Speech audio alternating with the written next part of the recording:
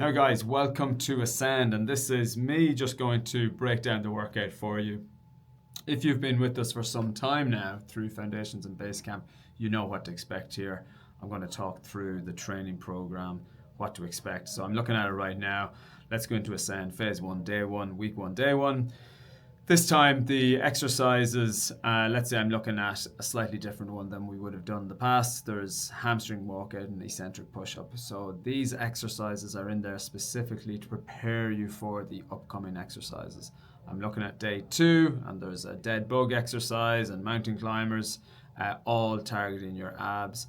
And then there's a more advanced type of core exercise called a front leaning rest. So basically the gist of just what I said there is they get a little bit more complex than you might have been used to. Okay, now in the past in Basecamp you got introduced to some barbell work. Okay, not every exercise, but you're going to see more of it in Ascend. So I'm looking at barbell reverse lunge here. I'm looking at a back squat.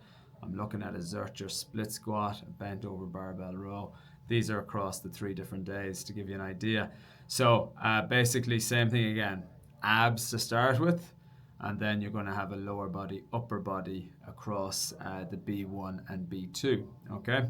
I'm looking at one particular day here, day 3, and I see a deadlift in there, and then I see a dumbbell curl, and that's deliberately put in there. We've never introduced, like bicep work really, or tricep work specifically. We're saving all the exercises to be as compound and difficult as possible. When you're doing a deadlift for like six reps, for example, then we're going to ideally want you to rest, but we've just thrown in dumbbell curls to get you doing a little bit more. In Ascend now, you no longer have just 5 exercises outside of the core exercises. You've now got 3 groups of supersets. So it's a B1, B2, C1, C2, D1, D2, okay? So you're going to have more exercises, which means it's going to take slightly longer than what you have been doing.